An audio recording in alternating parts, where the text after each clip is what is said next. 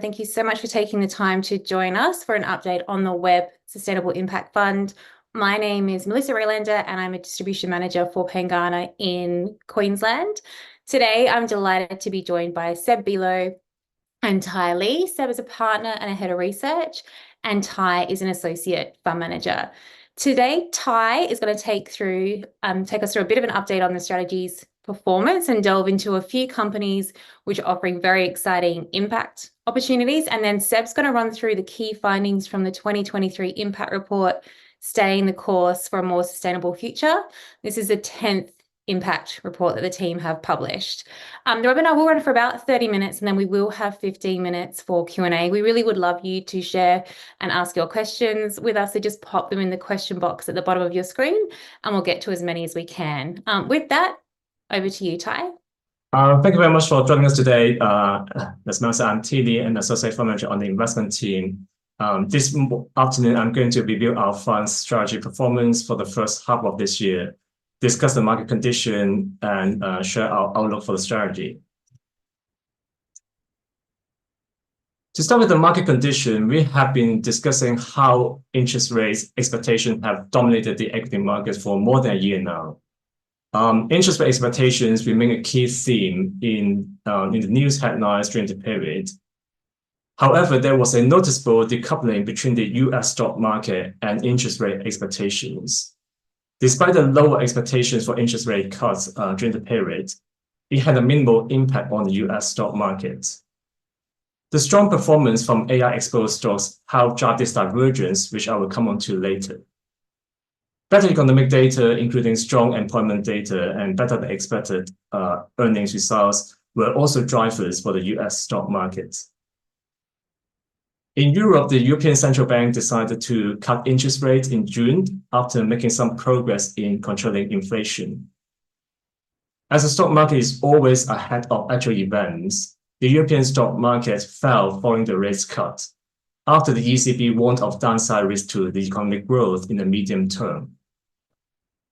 We believe interest rate will be less of a driving force going forward, and the equity markets will be more driven by the underlying economic fundamentals, which will be favorable for our strategy.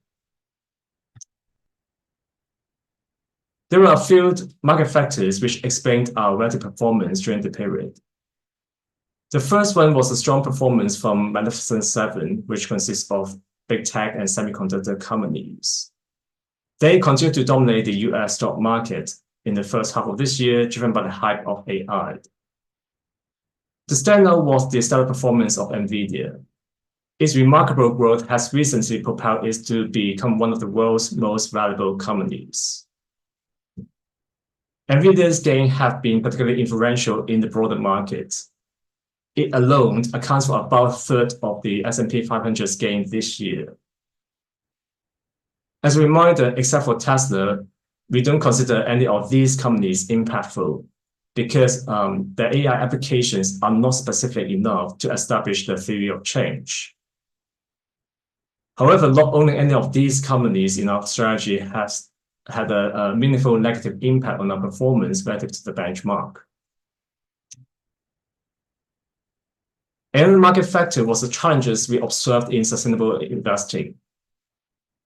Global investors saw a net $40 billion in sustainable equity funds in the first 5 months of this year. And this trend marked a stark reversal from the sector's previous meteoric rise. These outflows led to selling pressure in our sectors, and some of them are now oversold. You observe that the ESG premium has disappeared for some of the stocks, presenting value opportunities for us. In addition, the ESG movement faces issues of greenwashing and political backlash, particularly in the US.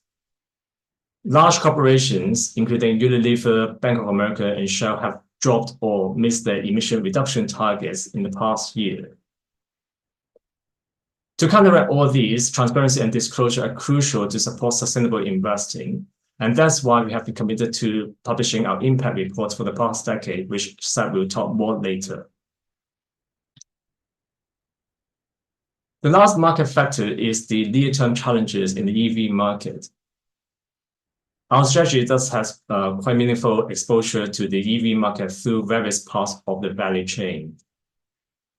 While countries like India, China, and France continue to see healthy growth, others like Italy and Germany and the US face significant challenges. Some automakers have reduced their EV targets, citing high production costs and regulatory uncertainties. As a result, Bloomberg expects EV sales to grow at a slow pace through 2027 compared to the previous expectation, but still a very strong annual growth of 21%. The EV transition has entered a fiercely competitive phase. Several EV manufacturers have filed for bankruptcy this year. On the positive side, consumers now can have more affordable EV options. As you can see on the right-hand side, and these three manufacturers in the US, including Tesla, Hyundai, Kia, and General Motors, now offer several 300-mile range EVs, which cost less than the average new car in the US. In China, EVs are already cheaper than the traditional ICE cars. On the other hand, the geopolitical landscape has added complexity to the EV markets. Both the US and EU have started imposing heavy tariffs on the Chinese electric vehicles in the last quarter, sparking speculation that the Chinese government may retaliate. As we know, protectionism is detrimental for decarbonization. While we believe the EV market will continue to grow in the future, the road ahead appears to be bumpy in the near to medium term. Turning now to the thematic and fund performance, our strategy lagged behind our benchmark MSCI World during the period. We performed roughly in line with the mid-cap growth index, given our style bias towards mid-cap stocks. On the other hand, our exposure to the health and clean energy sectors have been a headwind for us, as both respective indices underperformed the benchmark. Clean energy was particularly volatile during the period, which I will discuss later.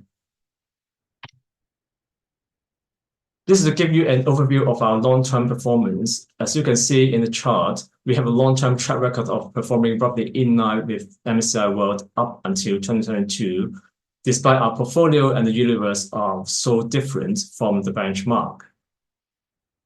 Our performance diverged from the benchmark around 2022 when we saw a really sharp style rotation from growth to value.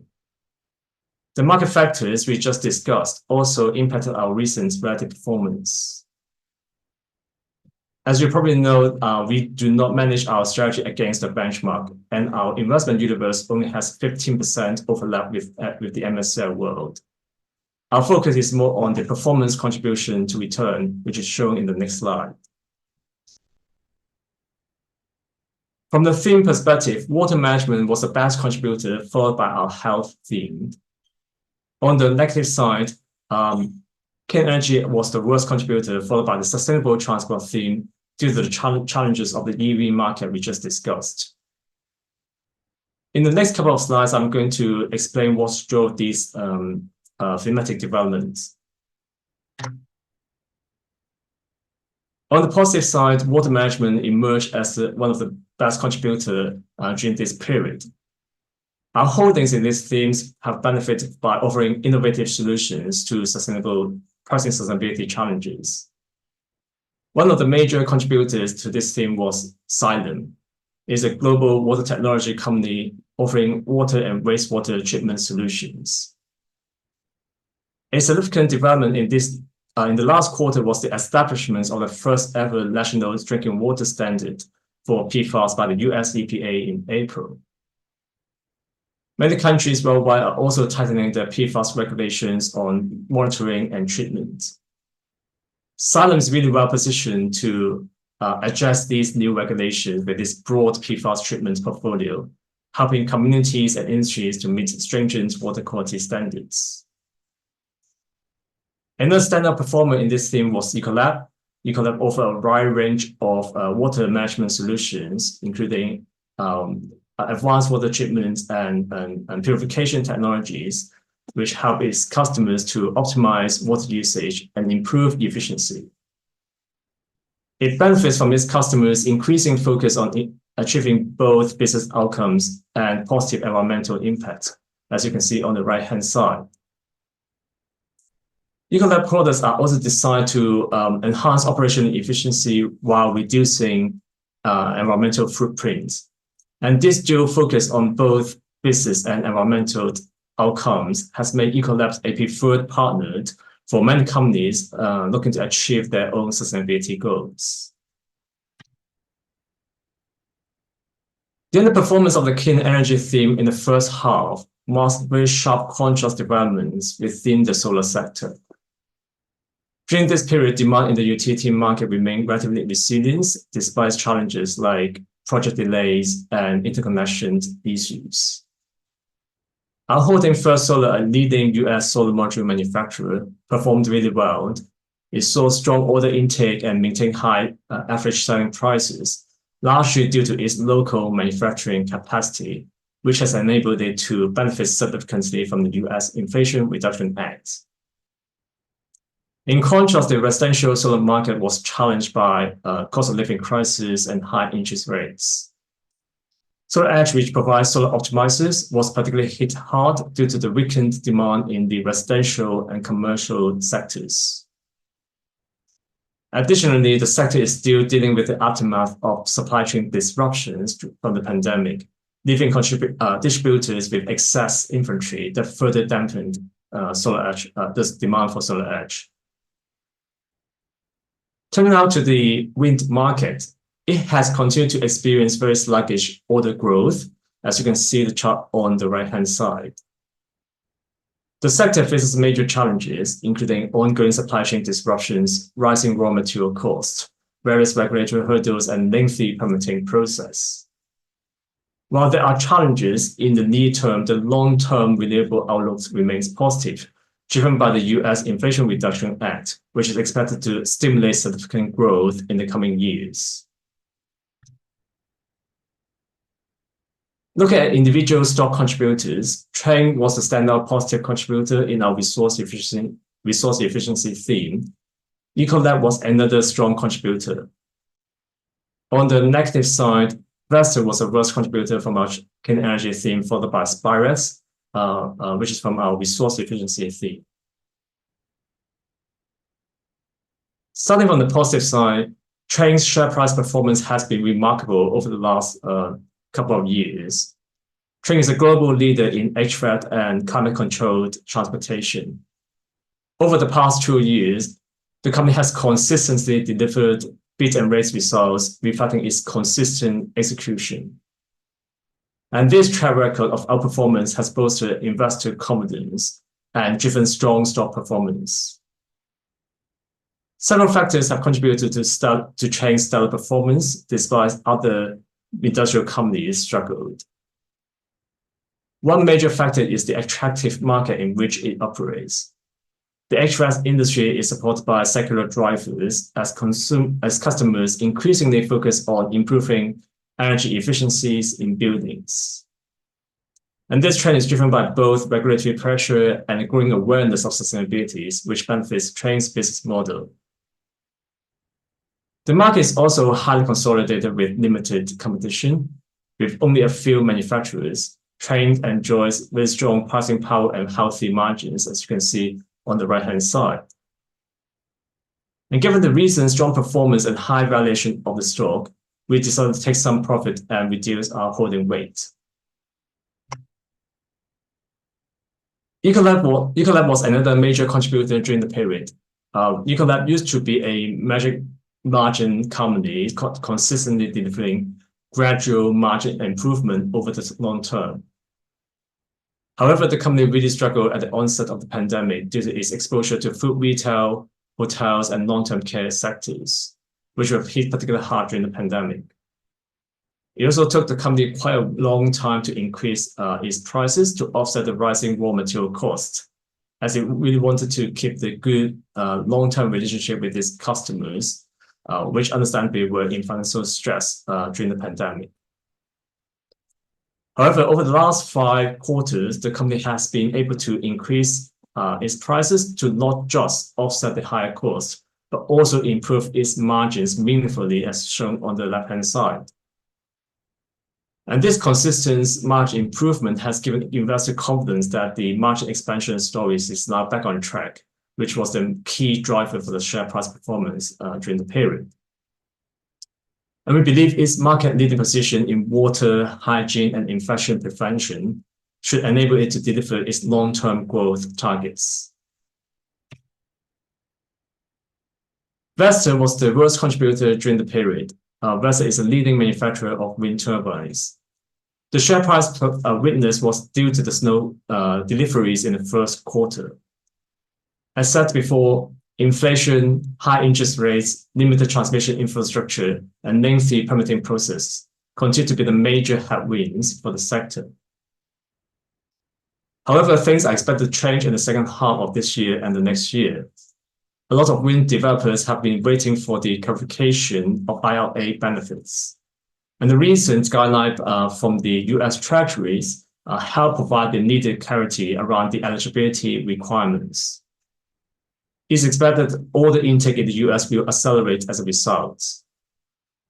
The company has already ramped up the number of its employees in the US from 2,500 2 years ago to 4,000 to support this expected growth. We also observed that the average selling prices are trending upwards, which helps to offset the pressure from raw material costs. And this suggests that margins should improve over time as volumes recover. Spirax was another negative contributor. Spirax is a global leader in steam and thermal energy solutions. And the recent underperformance was primarily due to the short-term headwinds from some of the markets it operates. Demand in the semi-sector remained weak, while there's some signs of recovery in the biopharma sector. Given the industrial nature of the business, its financial performance is very much linked to the industrial production growth. The global manufacturing economy remains sluggish throughout the period, which weighed on the sentiment on the stock. Even though the company reiterates its high single-digit organic growth target for the year, it suggested that this year is going to be back-end loaded, which creates uncertainty. However, the company's fundamentals remain strong. It has a strong portfolio of products relating to thermal energy efficiency, which benefits from its customers' increasing focus on energy efficiency and emission reductions.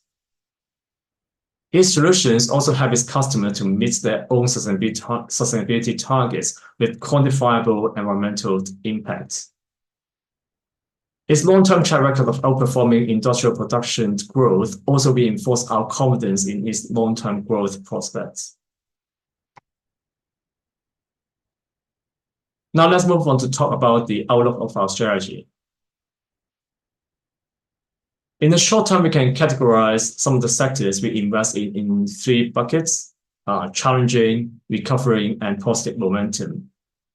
Starting with the challenging bucket, the EV market is likely to take a while to adjust to weaker demand in the near term. Rapid growth in the previous years and changes in subsidies in some countries have led to a supply and demand imbalance, and the market will take some time to stabilize before resuming its growth trajectory. Moving to the recovering bucket, we see promising signs in a couple of sectors.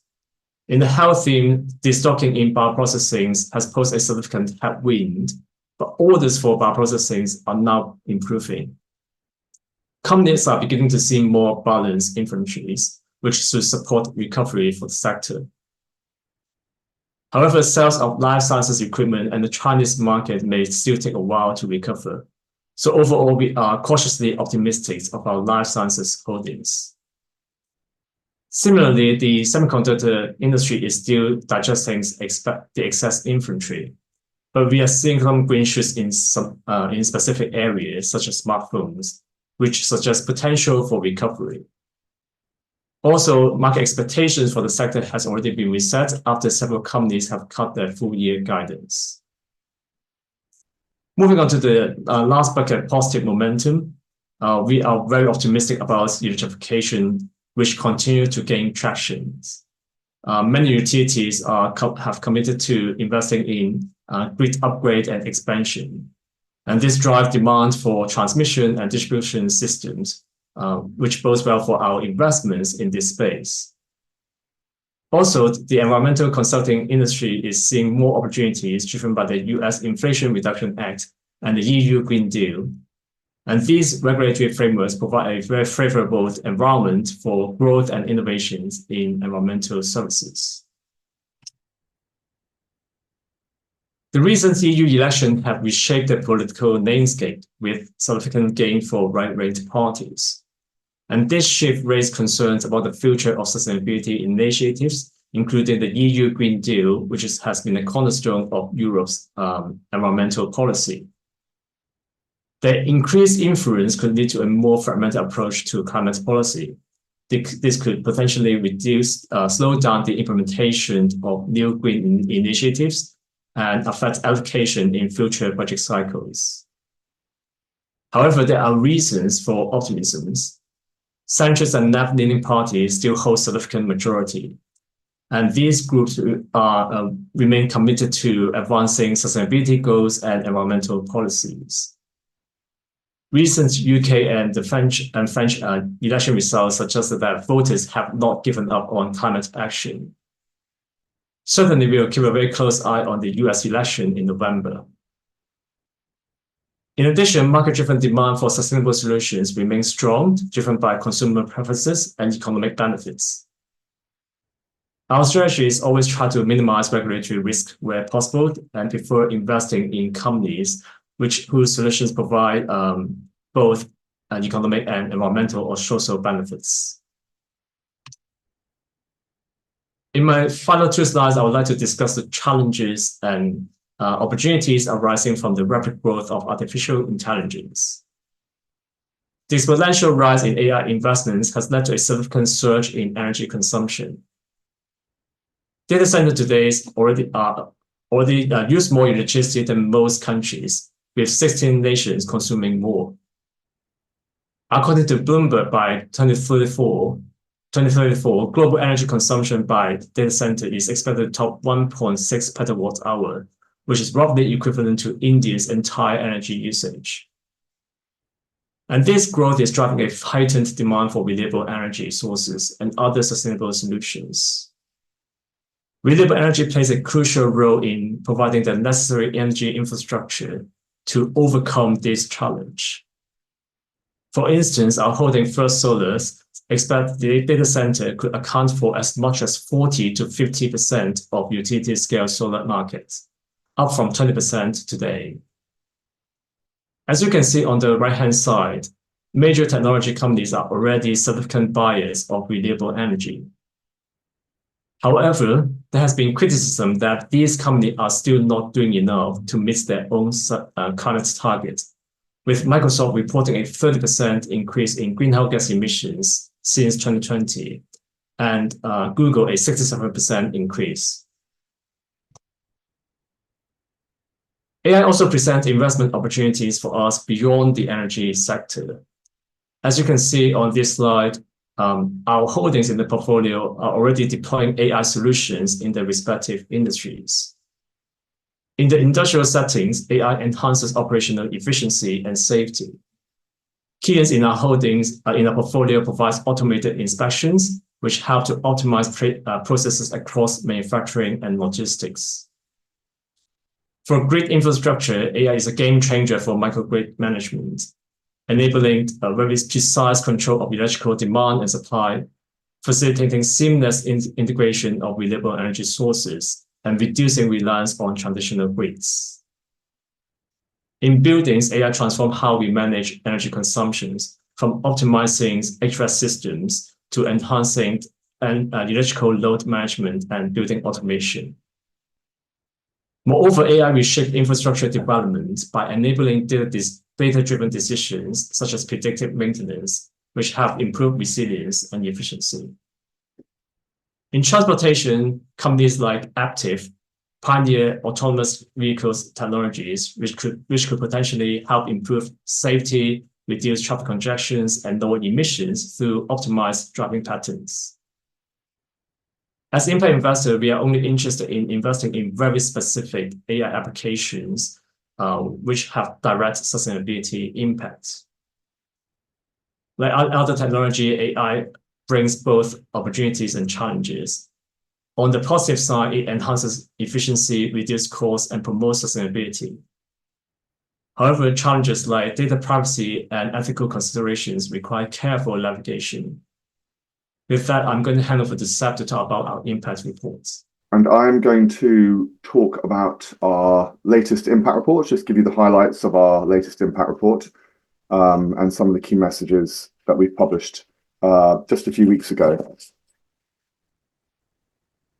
So this is actually as Tim mentioned, this is our 10th impact report. We've now been publishing impact reports for a whole decade. We've won lots of awards for our reports, and we're very proud of it. We think we are still setting the standard. Actually, those are the words of our independent advisory committee, setting the standard in terms of reporting in impact in listed equities. We are very transparent about our performance. We cover all the different aspects of our performance, the impact that we're delivering through the companies that we invest in, the ESG profile, all the carbon data, as well as our stewardship and engagement work. And we're very candid as well. I think it's very important that we publish not just the positive stories that we have about the portfolio, but some of the areas that we still need to improve as well. So I hope that gives people a very balanced and credible account of what we're achieving through the strategy. So I do encourage you to have a look at the report. It's available on our website. One of the things that we've been doing in the last few years, though, is setting out the foundation for our claim to be delivering positive impact through our strategy. This is also in response to some new regulatory requirements that we face here in the UK called the Sustainability Disclosure Requirements, which has really encouraged us to be clearer and more specific about the kind of impact that we're trying to achieve. It's not changed any of the fundamentals about our investment process or the objective, but it has encouraged us to be clearer. So, for example, in the past, we've talked about the objective of the strategy being to provide solutions to sustainability challenges. Increasingly, we're trying to provide a little bit more detail around what that means in practice. And so, for example, we have articulated these two high-level areas, and there's a lot more detail under this, of course, but around the strategy supporting a stable climate and healthy ecosystems and enabling more productive and healthy lives. So those are a bit more specificity around the objective that we have for ourselves, and also, of course, something that we've talked about previously about our impact being delivered both through the assets that we invest in, the companies that we invest in, which sell the products and services that have a positive impact, and then separately the work that we do as an asset manager, engaging with the companies, engaging with other parts of the financial system, the regulators, standard setters, to try and encourage more sustainability and an accelerated shift to a more sustainable economy. So those two ideas are the asset impact and then our impact are central really to our reporting. The other thing that we've done this year in our impact report is articulate the theory of change around our strategy. In the past, we have focused a lot and continue to focus a lot on the theory of change around each individual investment that we make. So how does the company's product actually deliver positive impact? That's a core focus for our investment process. But we also wanted to articulate the theory of change across the whole strategy. And we've developed this slide here, which is a bit complicated, and I won't go through all the details, but just to give you a broad sense of what's going on. On the right-hand side, you have the outcomes that we're aiming at, trying to achieve, those objectives that I mentioned earlier on. And then on the left-hand side, you have the problems that we're trying to solve. And so we've set those out across each of the different themes. And then that's how we've organized our investment process. We've identified different parts of the market that are providing solutions to those problems, and those are our investment themes. We then have our process internally around how we analyze companies both in terms of the impact, also the overall fundamental quality of those organizations in terms of their operations, looking at ESG, the environmental, social, and governance features of their operations, and of course, company valuation and portfolio construction. We then have the actual levers that we can use to deliver change. Of course, most importantly, that's around investing in companies, but there are other dimensions as well in terms of engagement and so on. And then finally, we measure the impact that's associated with those investments through a series of different indicators, both thematic and also covering our engagement work. And obviously, ultimately, that then leads to the outcomes. So that's the kind of overall structure of how we think about the change that we can deliver. And we hope that gives you, as our investors, some additional understanding as to why we invest in the way that we do and the kind of positive impact that you can expect to see as a consequence. It also gives us a real focus on these indicators, which we've reported now since 2017, I think was the first time that or maybe even 2016, that we produced impact data. And this is a key part of what we're trying to show, the ultimate impact in the real world of the companies that we invest in. We have, as I say, we've reported since 2016. Initially, that was data that we just collected ourselves. We had it validated by a third party called the Carbon Trust. But over the past 2 years, we've now been using data from an independent third party, which allows us, I think, to begin to show how this has changed year on year. Now, of course, we've only got 2 years of data.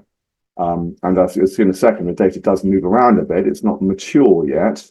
Nonetheless, we think it's strong enough to begin to show you some of these trends, or lack of trends, actually, in this case, because we haven't seen much change for our avoided carbon emissions. That's the positive impact associated with things like train that T mentioned, more efficient heating systems in buildings.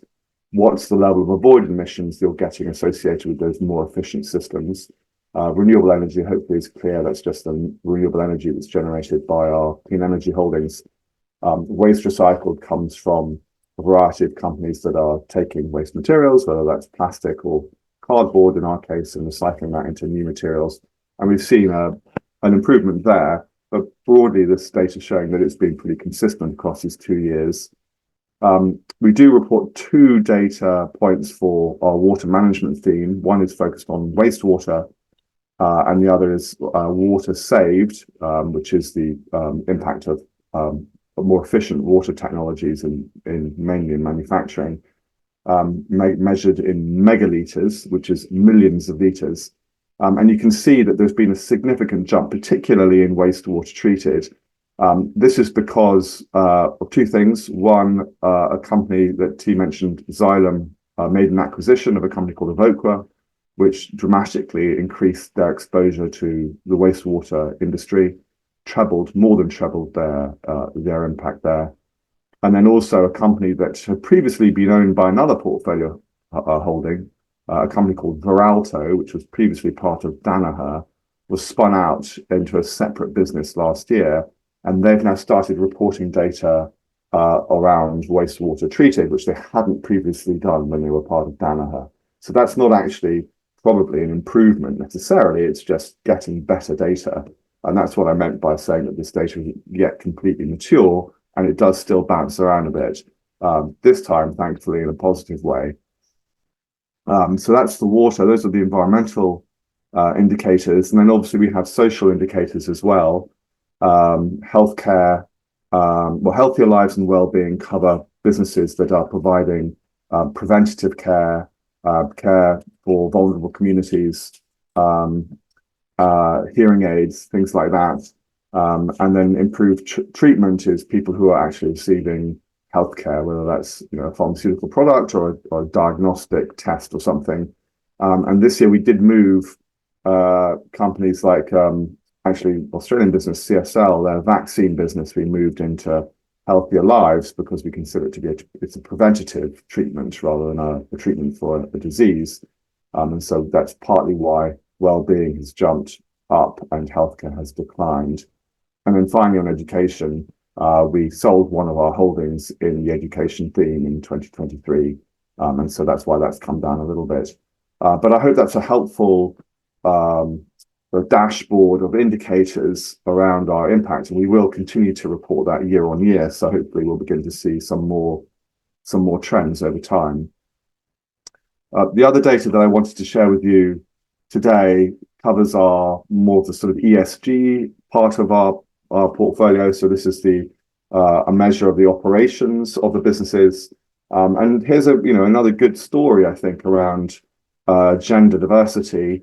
Our fund is focused on businesses that typically have not had a particularly good profile in terms of gender diversity. Businesses in sort of tech and industrials tend not to recruit a lot of women into their organizations. And so they've always been behind the market, which includes other sectors like media and entertainment that have a much more balanced profile in terms of diversity. But you can see that both the index and our fund have increased very significantly over this period, which is a longer time period. We have more reliable data over a longer period here. But also important for us is actually we've closed the gap as well.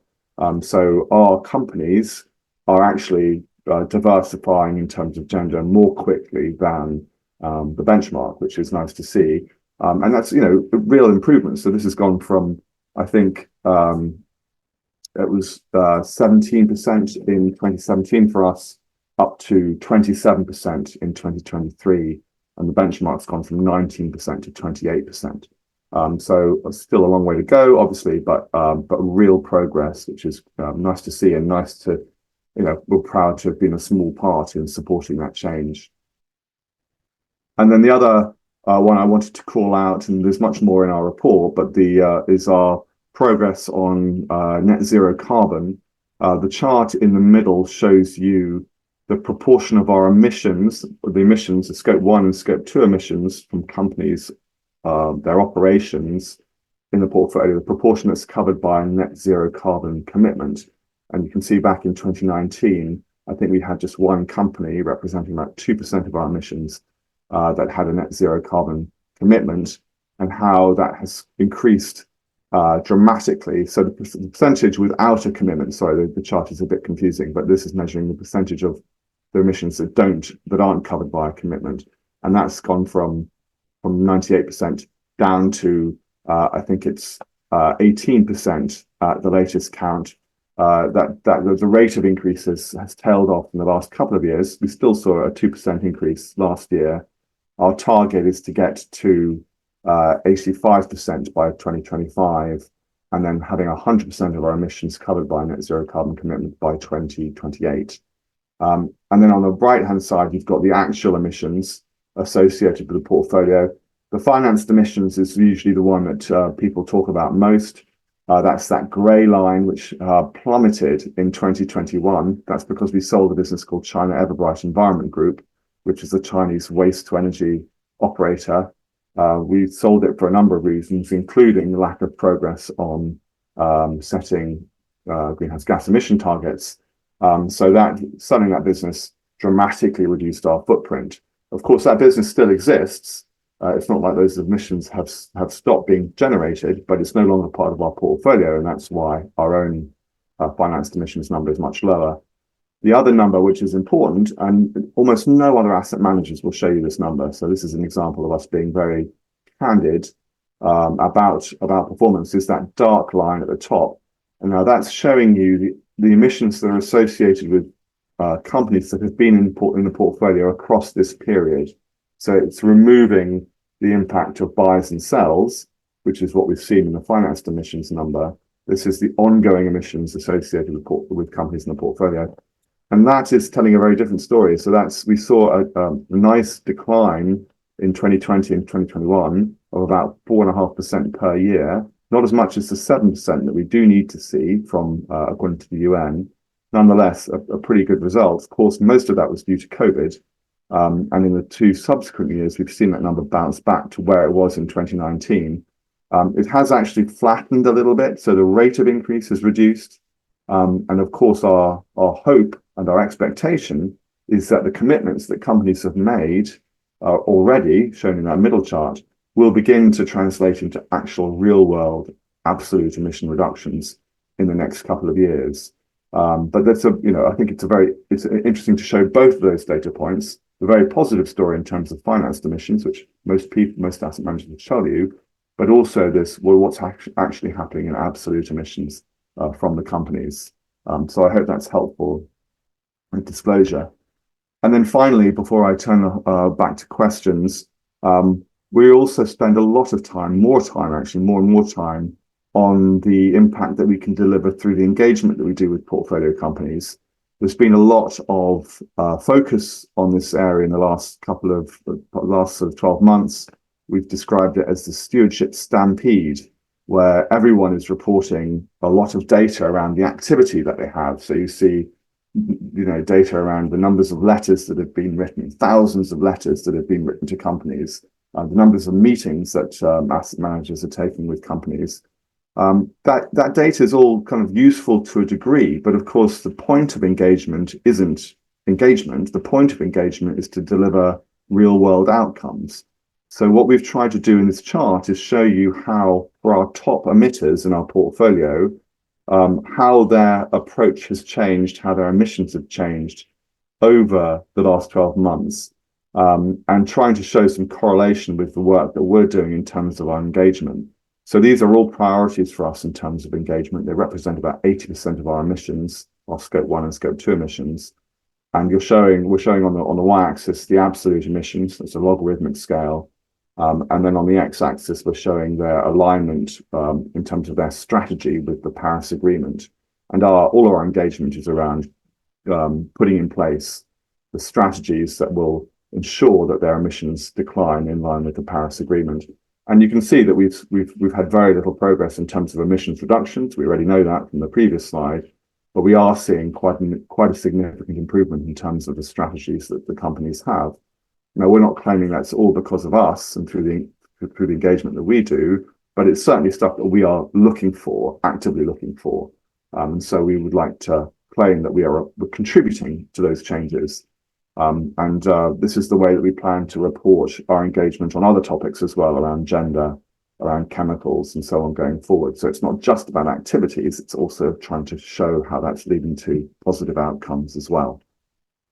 So thank you very much for your time. I do encourage you to read the report itself, which goes into a lot more detail around these and other topics. Thank you very much for the moment, and I'll turn it back to questions. Thank you. Thank you to both T and Seb. We have received a few questions already. Seb, the first one is for you. How reliable is the impact data, and what happens if you can't actually get hold of it? So I did sort of address this a little bit, but the data is, compared to where it was 8 years ago, it's massively improved. We did actually publish an interview. We had 5 interviews with 5 portfolio companies to talk to them about this, how they report impact data. That's in the impact report. And there's clearly a long way to go. It's not like it's mature data in the way that we have for financial information or even some ESG information, but it's increasingly robust. And I think you can see that in the data that we're getting kind of consistent data back year on year, still with the odd thing bouncing around as data improves, but good enough now, I think, to show some trends. Where data isn't reported by companies, as I said, we use an independent company called Net Purpose, run by an Australian actually. They do model data where it's not reported by the company, so they can get hold of information around the numbers of products sold, and then they have a methodology for calculating what's the positive impact associated with each product.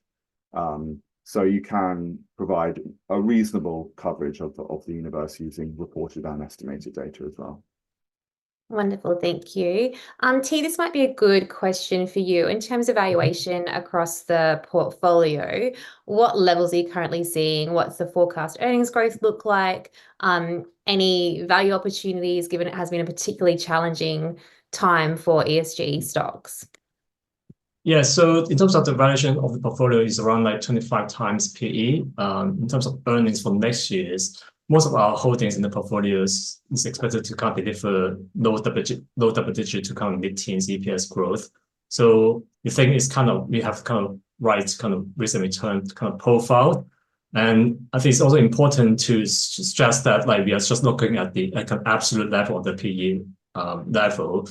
We also look at the quality of the earnings as well. And more importantly, we are looking at the earnings over the next 3 to 5 years. And that is sometimes not completely reflected in the valuation. In terms of the kind of value opportunity that we are seeing, yeah, as I said in the webinar, we are definitely seeing some kind of ESG premium that we used to see in the past kind of disappear. A lot of ESG champions that used to trade at a quite much higher multiples due to that kind of the attractiveness of ESG attributes, but those premium has now disappeared for some of the stocks. So we are definitely working on some of these companies which are with high quality, but then the valuation is now looking at a much cheaper valuation. Awesome. And I guess once a company falls into the universe, this is also just another question around returns. What weight do you put? So when you're adding a company to the portfolio, what do you put in terms of the potential impact of the company versus the potential return of the company? What weight? Go ahead. Well, I think in terms of how we assess the business, is that right? As an opportunity? Yeah, it says for inclusion in the portfolio, what weight is given to the impact versus the return opportunity once the company's already been screened for the universe? Yeah, I mean, I think it's important to sort of make the point that we don't see those things necessarily as being at odds with one another. In fact, quite the opposite. Quite often, the return opportunities directly linked to the impact that the company's delivering. That's really what we're trying to find. We're trying to find businesses that have a really positive impact, and that is what's going to drive their returns. It's because the product or service is so important from an impact, whether health or environmental point of view, that then makes it a very attractive product to their customer base. So that's what we're trying to do. We're not trying to trade one for the other. We're trying to find returns through the impact that we can identify using our methodologies. Awesome, thank you.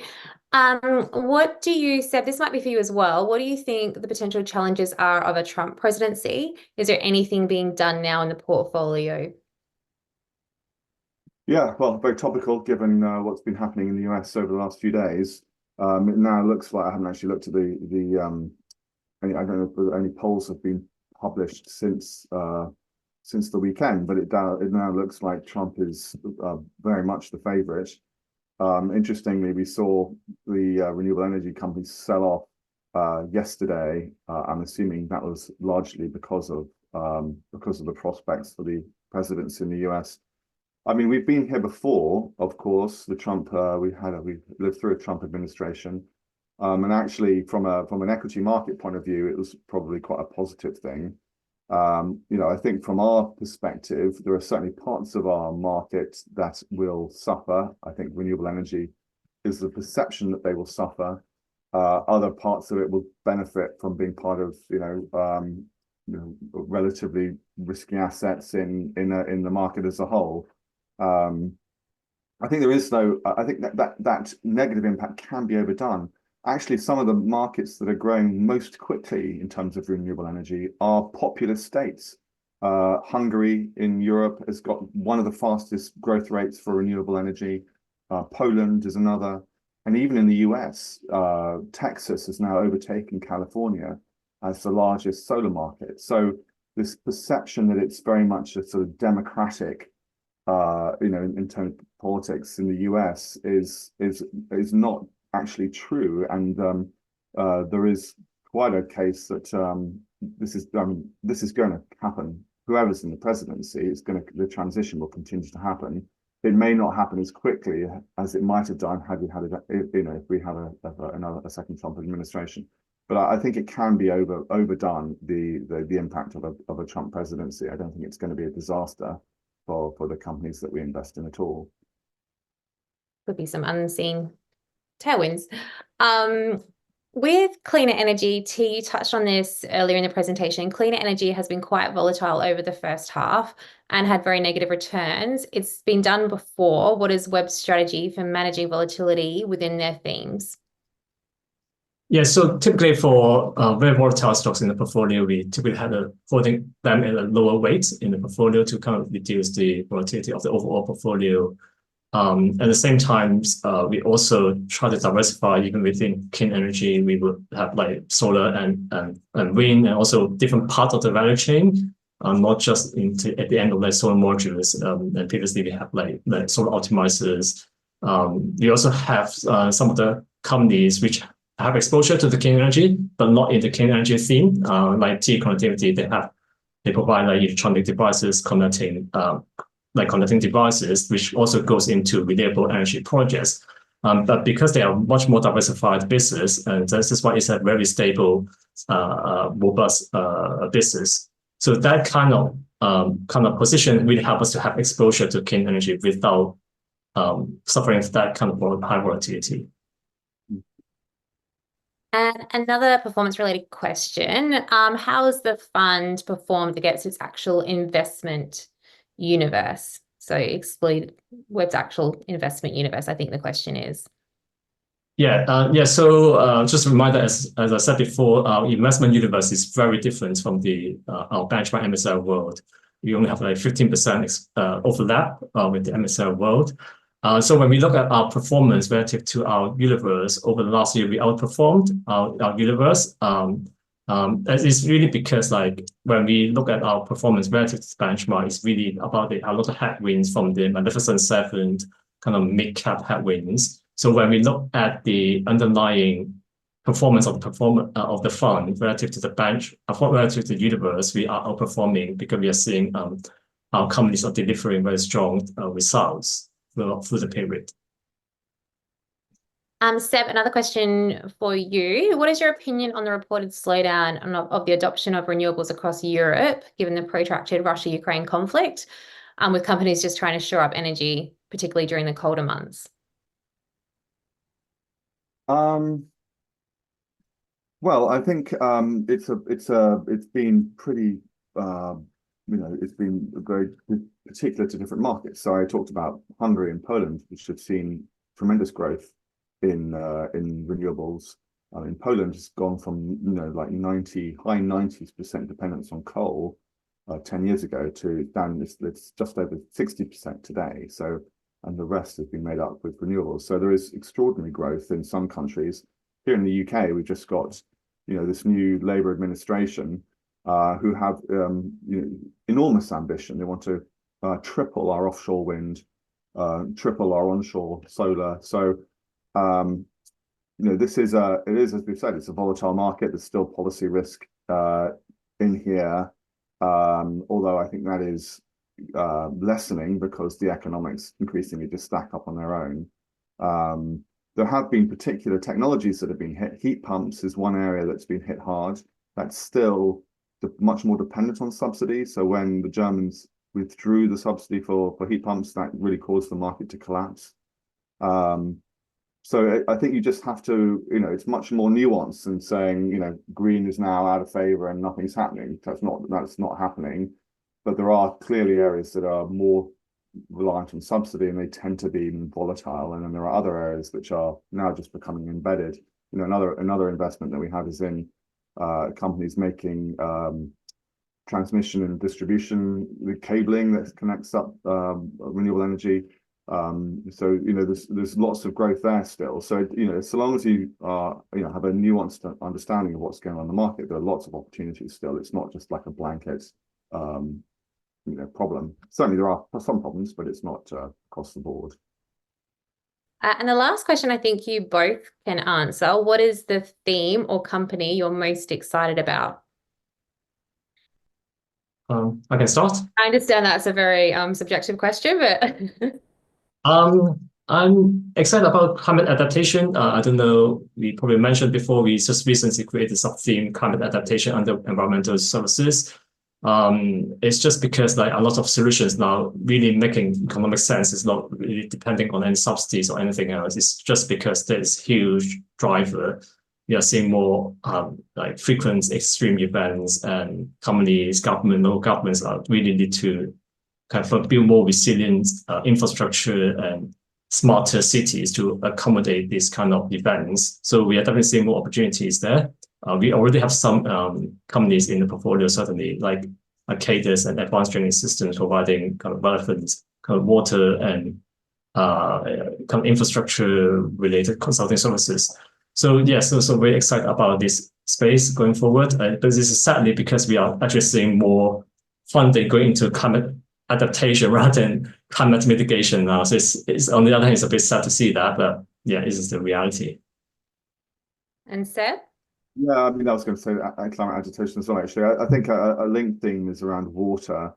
Again, it's sort of it's sometimes difficult to get away from your local context. I mean, water has been such a massive problem in the UK, where we had so much a lack of investment in the infrastructure that we need. We've started a recent position in the US in a company called American Waterworks as well. That's an area that does absolutely get bipartisan support in the US. The need for higher quality water, getting rid of PFAS in water, getting rid of lead in water.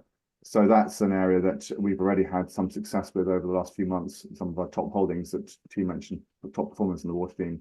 But you know, I think that's still an area that has a lot of opportunity in it. So that would be my vote.